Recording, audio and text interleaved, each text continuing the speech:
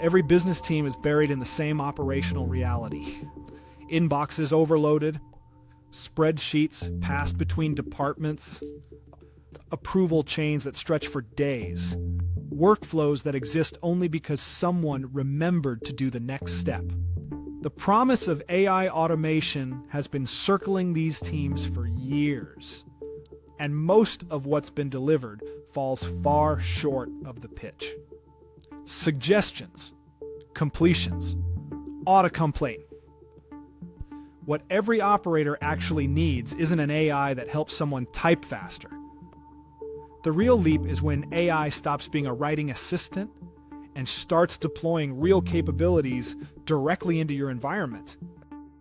And to understand why that distinction matters, you need to understand that not all AI code generation is the same. Not even close. There are 5 distinct levels of AI-assisted software creation, and the gap between them isn't incremental, it's categorical. As of 2026, AI already generates roughly 41% of all software code. That's 256 billion lines written in a single year. But writing code and deploying capability are two very different things. Most organizations are sitting on a capability ladder they don't fully realize exists. The higher you climb that ladder, the less time humans spend writing or reviewing code, and the more time they spend defining what they actually want to happen in their business. Level 1 is tab complete. This is the most familiar form of AI coding assistance. A developer types a line of code, and the AI finishes the thought. Tools like GitHub Copilot made this famous. It's genuinely useful. It reduces keystrokes, catches syntax errors, and accelerates the physical act of writing. But it does not build systems. It does not integrate with your stack. It doesn't close a single business process loop. For a developer, it saves hours. For a business operator, it is completely invisible. Level 1 is smarter typing. Full stop. Level 2 is the write a function model. A developer prompts the AI, write a function that pulls records from our CRM filtered by close date, and gets back a working block of code. Useful, reusable, but still entirely human-driven and human-integrated. Someone has to know where to put the code, how to call it, and how to wire it into a larger system. Level 2 is a capable assistant. It is not an architect, and it is not a builder. Level 3 is where the paradigm begins to shift. This is agentic coding. Instead of completing a line or drafting a function, the AI receives an entire feature request. It responds by creating a plan. What files need to be written? What dependencies need to be resolved? What modules need to communicate? It then delegates pieces of that plan to sub-agents running in parallel. Those agents write code, edit existing files, and produce pull requests. Teams using agentic coding tools are reporting 40% faster completion on complex feature work. That's meaningful acceleration. But here's the ceiling. A human engineer still sits in the loop, reading and approving code they need to understand. The bottleneck shifts. It doesn't disappear. Level 4 is where the workflow inverts entirely. At this level, the human never reads code. Instead, they write 2 things: a specification describing the desired behavior, and a detailed set of acceptance criteria that define what done looks like. The system takes those inputs, builds an implementation, runs it against the tests, identifies failures, rewrites the relevant code, and iterates in a continuous loop until every criterion is satisfied.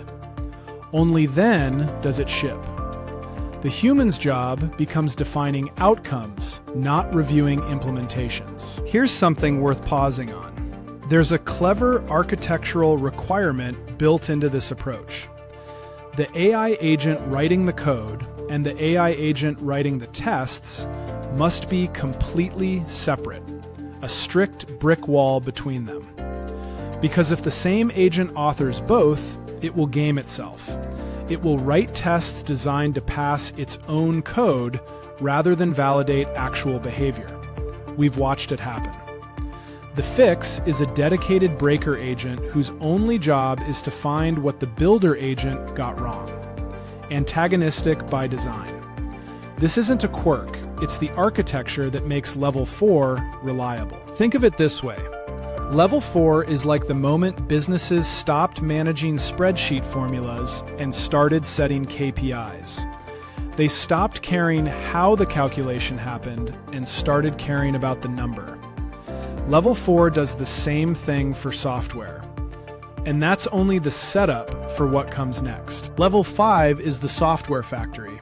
This is where code generation becomes operational leverage. At Level 5, a business user doesn't write a spec in a developer tool. They describe what they want in plain English, in a front-end interface built for operators, not engineers. The platform then executes a full build pipeline.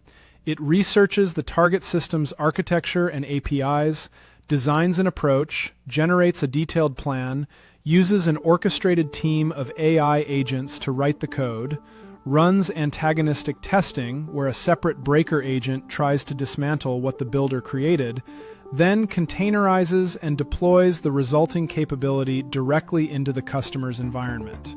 The output isn't a code file sitting in a repository. It's a live, working skill, deployed directly into Slack, Microsoft Teams, email, SMS, phone, or a custom interface.